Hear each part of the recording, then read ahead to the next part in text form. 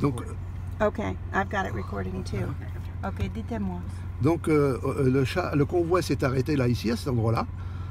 Onyas est monté sur le premier char pour pouvoir communiquer avec sa radio. Oui. Ensuite, ils ont redémarré. Le convoi est reparti. Ils ont fait à peu près 100 mètres. Et au bout de 100 mètres, ils se sont rendus compte qu'il y avait un canon allemand qui était dans le chemin de la ferme des Pelloisières, parce que c'est la ferme des Pelloisières, on va le voir tout à l'heure. Et à ce moment-là, son capitaine lui a dit « saute ». Il a sauté. Et comme le canon américain, le char américain, il a tiré sur le canon allemand, qui tirait aussi à ce moment-là, ça a dévié l'obus allemand. L'obus allemand est tombé un petit peu derrière le monument là. Mais comme Onyas, lui, il a pris un éclat de cet obus-là, qui est venu dans son brelage, sur lequel il avait une grenade. Et la grenade a éclaté. Et là, à ce moment-là, c'était sa fin, quoi. Alors, il faut savoir que le convoi, lui, il est resté sur le bord de la route. Son corps est resté sur le bord de la route. Le convoi a continué son chemin, parce qu'il y avait plein d'Allemands tout autour, là. Le convoi a continué son chemin, et c'est le lendemain matin que, lorsque les gens de la mairie de Bonnetable sont venus avec un cercueil pour pouvoir enlever le corps, quoi, ben, ils se sont aperçus qu'il y avait des fleurs plein sur le corps. Le corps avait été recouvert de fleurs pendant la nuit. Et là, ils ont su que c'était les riverains, les fermiers autour, qui étaient venus pendant la nuit déposer des fleurs. Et à ce moment-là, ils ont donc emmené le corps d'Onyas à Bonnetable. Il y a eu une cérémonie à l'église de Bonnetable avec la présence des officiers américains. Et ensuite, son corps a été déposé au cimetière, mais quelques jours. Il devait partir au cimetière de Sainte-Corneille, mais il a été au cimetière de Saint-James dans la Manche. Parce que le cimetière de Saint-James, c'est un cimetière américain qui venait d'ouvrir. Donc il a été enterré là-bas au départ. Voilà. Voilà un peu l'histoire, comment ça s'est passé. Mais quand ils sont arrivés le matin, son corps était couvert de fleurs. Et ce qui s'est fait, parce qu'il y avait une grande solidarité là dans le secteur. Donc ce qu'ils ont fait les voisins, quand le corps a été enlevé, ils ont récupéré toute la terre sur laquelle il y avait son sang. Et donc, il est toujours dans le monument d'ailleurs. Ils ont récupéré toute cette terre-là.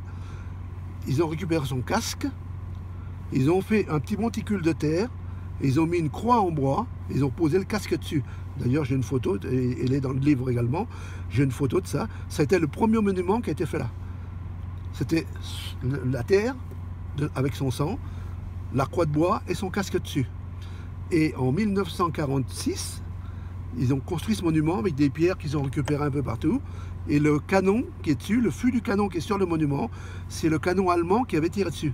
C'est le voisin là-bas qui a donné de ses sous pour acheter ce canon pour le mettre dessus. Et dans le monument actuellement, il y a toujours cette terre avec son sang et le casque. Ils sont enfermés dans le monument. Wow. Voilà. L'histoire d'Onyas Martin à Bonnetable. Wow. J'ai gratté pour savoir tout. J'ai retrouvé des témoignages de ses collègues militaires qui m'ont écrit tout ça, qui m'ont dit, ben voilà, nous on était là, on sait comment ça s'est passé. Voilà. Merci. C'est beaucoup de recherche, mais pour moi ça me plaît énormément. J'adore faire ça, j'adore l'histoire vivante. Oui. Même quand il y a la mort de quelqu'un, malheureusement. Parce que c'est le seul Américain qui est mort à Bonnetable le jour de la libération de Bonnetable. Oui, oui. Voilà. Alors, il faut savoir également que si on a gardé la mémoire d'Onyas Martin, il y a eu des raisons à ça également. Ça ne s'est pas fait tout seul. C'est que les fermiers autour, là, dont M. Guillemin, avaient tout fait pour que ça se conserve comme ça. Mais il y a un monsieur qui a été intervenu auprès de votre famille. C'est le directeur du journal de Bonnetable, Henri Prévost. Wow. Et lui son père avait fait la guerre 14, il avait été blessé à la guerre 14, et c'est pareil, il était très féru d'histoire, et c'est lui qui a pris contact avec votre famille. La première lettre qui a été envoyée à Madawaska, c'était par M. Prévost. Wow. Et ça a duré presque un an avant d'avoir une réponse de Madame Martin. Et j'ai les échanges de courrier qui sont dans le livre d'ailleurs, il y a tous ces échanges-là.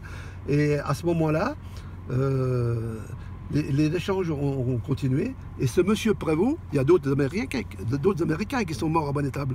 Donc il a voulu en faire autant. Mais l'armée américaine a mis son haut là, elle a dit non, vous n'allez pas embêter les familles américaines, vous les laissez tranquilles.